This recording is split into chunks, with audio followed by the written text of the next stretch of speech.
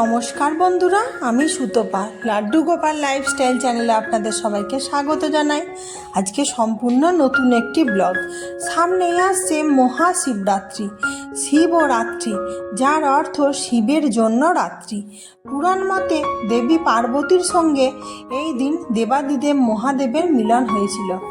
তো এবার জানা যাক এবছর কবে পড়েছে মহাশিবরাত্রি, কিভাবে মহাদেবের আরাধনা করলে সুফল পাওয়া যাবে। যারা শিবের ব্রত পালন করবেন ভাবছেন এবং ব্রত পালনের জন্য ঠিক কতক্ষণ সময় পাচ্ছেন, এই সমস্ত বিষয় নিয়ে আমি আজকের ভিডিওতে আলোচনা করছি। তাই আপনারা ভিডিওটি খুব মনোযোগ সহকারে শুনবেন। আশা করছি ভিডিওটি আপনাদের খুব উপকারে আসবে। লক্ষ লক্ষ ভক্ত মহাশিবরাত্রি করে থাকেন প্রতি বছর। সূর্যাস্ত থেকে পরবর্তী সূর্যোদয় পর্যন্ত 4টি প্রহর হয়। প্রতি প্রহর 3 ঘন্টা করে হয়ে থাকে। সাধারণত শিবরাত্রি ব্রত 4 প্রহরে করতে হয়। তবে সারা দিন উপবাস থেকে সন্ধ্যাবেলায় প্রথম প্রহরে পূজা করে নেওয়া যায়। এখন প্রশ্ন হচ্ছে, কবে পড়েছে মহাশিবরাত্রি? মহাশিবরাত্রি 2026, বাংলায় 2রা ফাল্গুন 1432, ইংরাজিতে 15ই ফেব্রুয়ারি 2026 রবিবার। শ্রী শ্রী শিবরাত্রির ব্রত ও পূজা। শিব চতুর্দশী, শ্রী শ্রী শিবরাত্রির ব্রত উপবাস। মহাশিবরাত্রি 2026 শ্রী শ্রী শিবরাত্রির ব্রতের পালন বিধি বাংলার 3রা ফাল্গুন 1432, ইংরাজি 16ই ফেব্রুয়ারি 2026 সোমবার, সকাল 6:42 থেকে বিকেল 3:10 মধ্যে। মহাশিবরাত্রির চতুর্দশী তিথি শুরু হচ্ছে বাংলার 2রা ফাল্গুন 1432, ইংরাজি 15ই ফেব্রুয়ারি 2026 রবিবার, বিকেল 4:49 থেকে। মহাশিবরাত্রির প্রথম প্রহর শুরু হচ্ছে বাংলায় 2রা ফাল্গুন 1432, ইংরাজি 15ই ফেব্রুয়ারি 2026 রবিবার, সন্ধ্যা 6:11 থেকে রাত্রি 9:20 পর্যন্ত প্রথম প্রহর থাকবে। মহাশিবরাত্রির দ্বিতীয় প্রহর বাংলায় 2রা ফাল্গুন 1432, ইংরাজি 15ই ফেব্রুয়ারি 2026 রবিবার, রাত্রি 9:23 থেকে রাত্রি 12:36 পর্যন্ত দ্বিতীয় প্রহর থাকবে। মহাশিবরাত্রির তৃতীয় প্রহর বাংলায় 3রা ফাল্গুন 1432, ইংরাজি 16ই ফেব্রুয়ারি 2026 সোমবার, রাত্রি 12:36 থেকে ভোর রাত্রি 3:47 পর্যন্ত থাকবে তৃতীয় প্রহর বন্ধুরা। মহাশিবরাত্রির চতুর্থ প্রহর বাংলায় 3রা ফাল্গুন 1432, ইংরাজি 16ই ফেব্রুয়ারি 2026 সোমবার, ভোর রাত্রি 3:47 থেকে সকাল 6:59 পর্যন্ত চতুর্থ প্রহর থাকবে বন্ধুরা। যারা শিবরাত্রি ব্রত পালন করবেন ভাবছেন, তাদের কিছু নিয়ম আছে যেগুলি অতি অবশ্যই মেনে চলতে হবে, না হলে ব্রতের সুফল পাওয়া যায় না বলে মনে করা হয়। কি কি সেই নিয়মগুলি? শিবরাত্রির ব্রত পালনের আগের দিন অতি অবশ্যই আমাদের নিরামিষ খাবার খেতে হবে এবং ব্রত নারী এবং পুরুষ উভয়ই রাখতে পারেন। মহাশিবরাত্রির দিনে সম্পূর্ণভাবে উপবাস থাকতে হবে, এমনকি জল পর্যন্ত গ্রহণ করা যাবে না। শিবরাত্রির রাতে পূজা করে নেওয়ার পরের দিন স্নান করে ব্রতের পালনবিধি পালন করে তবে উপবাস ভাঙতে পারবেন।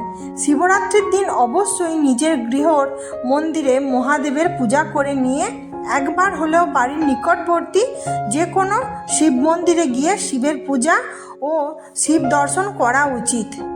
আর যেসব বন্ধুরা পূজা করতে চাইছেন কিন্তু উপবাস করতে অসমর্থ বোধ করছেন, যা কোনো মানুষ আছেন হয়তো উনি একটু রোগী, তো তার পূজা করতে ইচ্ছে হচ্ছে, শিব ঠাকুরের পূজার জন্য কোনো নিয়ম বন্ধুরা বাঁধা থাকে না, তো তারা প্রথম প্রহরে সুন্দরভাবে পূজা করে প্রসাদ গ্রহণ করে নিতে পারেন।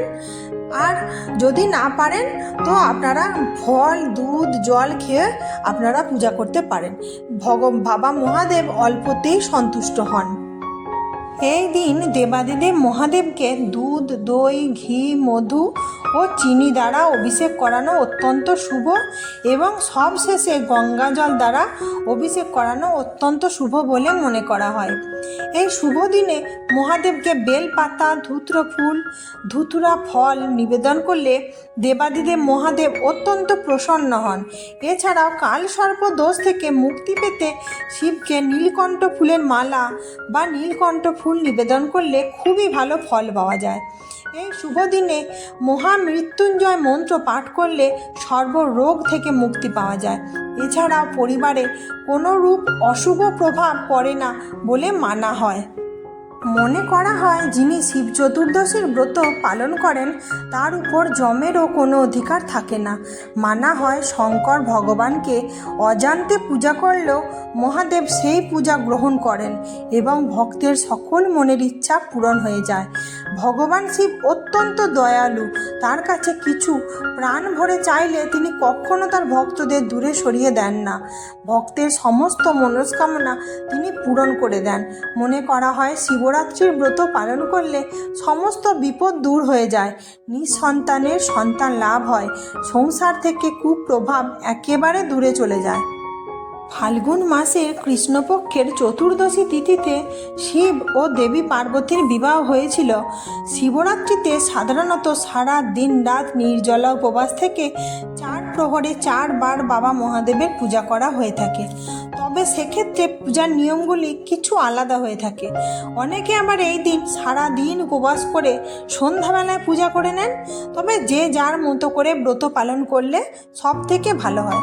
তো বন্ধুরা, এই ছিল শিবরাত্রির ব্রতের সময়সূচি, 4 প্রহরের সময়সূচি, পড়ছে কবে, পারণ বিধি কবে, সবটা আমি শেয়ার করে দিলাম এই ভিডিওর মাধ্যমে।